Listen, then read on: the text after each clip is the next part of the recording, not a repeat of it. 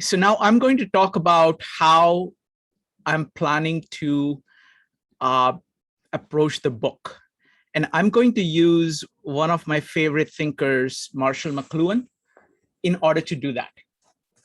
So this is Marshall McLuhan's Tetrads applied to our Design Way meetups. The basic idea of Tetrad is that everything is a tool.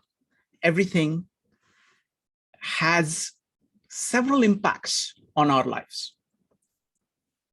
Simplest one, the way I think of it is that it is redo. It is retrieve, enhance, displace, and overextend.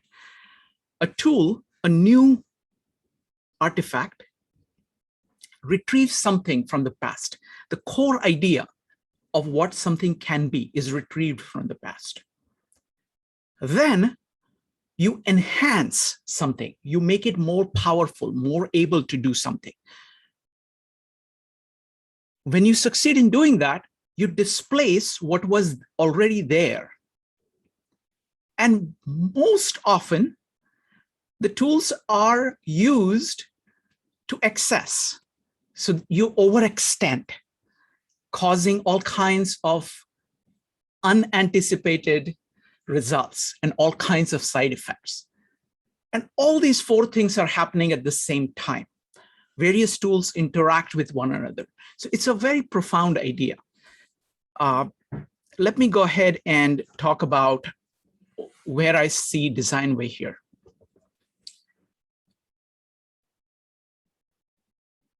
Our world, Western world, is dominated by analytical and digitized thinking. It started with starting of print and philosophies like Descartes that emphasized, I think, therefore I am. It emphasized the digital over the analog. What it was retrieving, analytical, digitized kind of thinking was, I would say, logic of Aristotle, but extending it massively, using all kinds of scientific methods, all kinds of ways of perfecting this tool, also extending the scope of its implementation through printing. What it was obsoleting or displacing is this integrated way of thinking that was there throughout. And it has overextended where our life is dominated by digitized thinking. Everything is separate. Everything is disintegrated. Everything is distinct. I think Design Way, so what happens is that the next tool, you can understand something in context as a reaction to the overextension of something that happened in the past. So I see the Design Way as a response to this condition that we are living in. And what it is retrieving is the first tradition. Now, I've deliberately not written down what I'm saying about for each of these tools, what is the retrieve, what is the extend, what is the displace and overextend. I'm just speaking it out. And at the end, I'm going to invite you to talk about your own takes on what these various things are retrieving, what is it extending, enhancing, what is it that is displacing, and what is it that is overextending. So the Design Way retrieves the first tradition, the original way of integrated thinking of design. What it extends, it goes much beyond the first tradition because it integrates all of the analytical way of thinking and builds it into a tool to develop our skills of design. What it displaces is the disintegrated way or just using off-the-shelf things without thinking. And what is the possible overextension is that we always have to look out for thinking that we have basically arrived in the sense that we know everything about design and be close to other ways of design. So that's a very quick take on this. Even the book itself, I see the four parts in this term. So now before in the previous slide, in this slide, we were looking at Design Way from outside of its impacts. Now we are looking at design way from inside. So what it does is that in chapters or parts 1 and 5, it actually retrieves the idea of man as a designer. The part 3 is focused on building the skills of design, the how. So the first one is who are we? The second one is how do we design? The part 2, it is displacing the old ideas and replacing them with new ideas. Things like ultimate, particular, or service, or wholeness, or systemics. These are all ways of getting away from disintegrated way of thinking and replacing those ideas with these integrated ideas. Overextension is something that we have to always watch out for. This is built into built into thinking. So what we would do is that we would have to look and see whether we have fully retrieved what the human being is. Is there something that is missing? We would have to be always aware of that. Let's go to the next one. What we are doing here. 52 Living Ideas is also tool. It is also medium. The idea here is living ideas. What it holds is that in order to really retrieve an idea of any kind, like design way is an idea, it is not enough to use the digital version of it. It's not enough to just have a book, because book by itself is digital. What you need to do is you need to enhance it by this entire envelope of dialogue, conversations from multiple points of view, discussing every part of the idea. That is the enhancement that we are doing. We are displacing the digital kind of almost deductive way of thinking and applying ideas to bring back the kind of oral tradition or the scribal tradition, when in Aristotle's school, peripatetic school, people read and talked at the same time. The same thing happened in monasteries.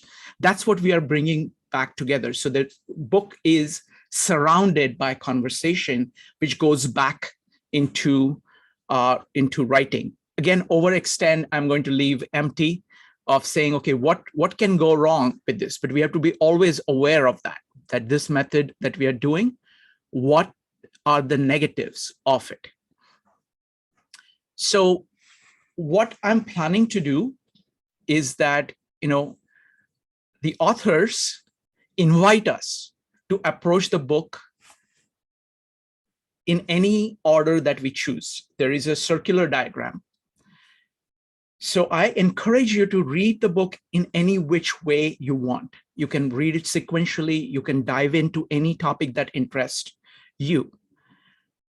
What I want to do in the discussions is that I want to hit these 4 different areas in sequence.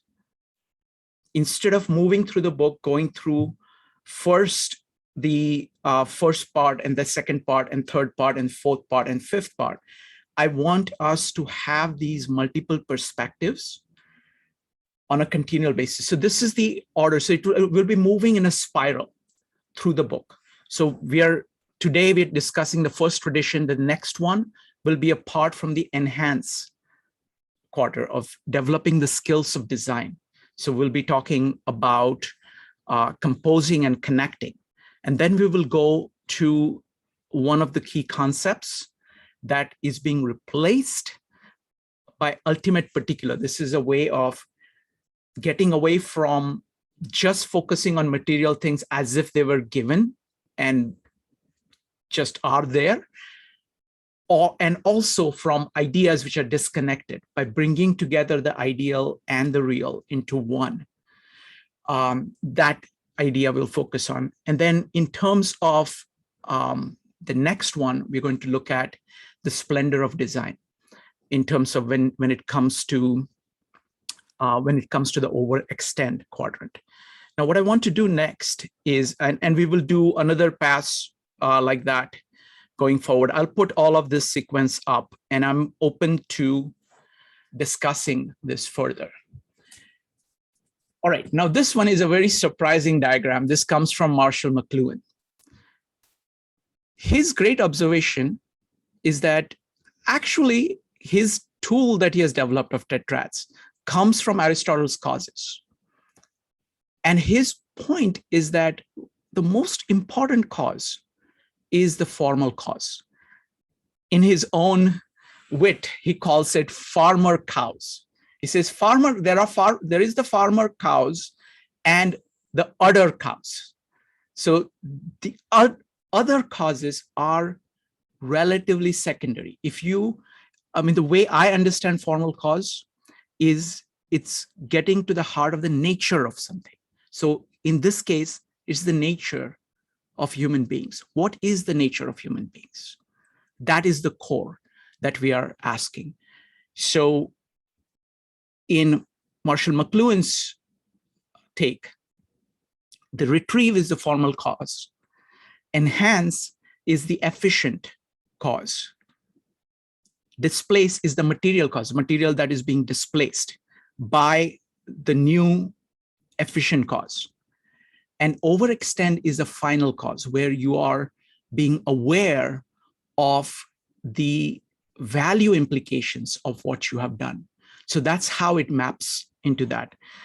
To give you an example, and on this, Joe, if you could we did a whole presentation of the connection between Marshall McLuhan's tetrads and the four causes.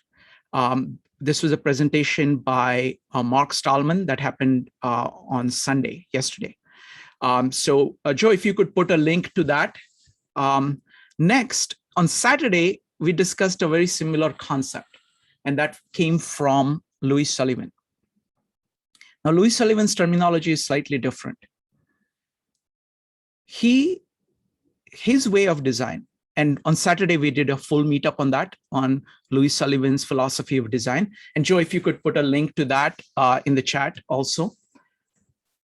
Louis Sullivan's core insight is that form follows function. And in this chapter that we studied called Face to Face in his autobiography of an idea, he asks a really, really deep question. Why is it that there is so much bad design around? And he has a very interesting answer to it. He says, in order to understand, you have to understand the nature of human beings as a free spirit. And he talks about man's powers. He talks about what human beings are. That is the function. The forms that we create is an expression of that function. And when that order holds, forms follow functions, things go well. He says the problem lies in the inverted self. What is an inverted self? Inverted self is when forms come first. When you say goods are here, these are the traditions that are already there. I have to accept them. Moment you accept the primacy of forms that are already there, your ability to function is diminished or is completely killed over time. So that is his take on form follows function. So these are the various ways of looking at this. So that's what we are going to do. We are going to go through this book. So the next chapter is going to be chapter 9. I want to keep stepping back. And again, I'm going to encourage you to read the book in any order you choose. I recommend that you read the chapter that we are discussing before you come, because then you will get most out of the discussion. I have personally gone ahead and read the book very fast, and now I'm going through chapter by chapter in great amount of depth, reading the chapter multiple times, making lots of notes. That's my style of doing it, but employ your own style. At the same time, if you could read the chapter that we are discussing, I think you'll get most from it. I'm deliberately choosing different kinds of chapters because I think they will speak differently to different people, and more people will get on board of actually becoming a designer. So that's the plan.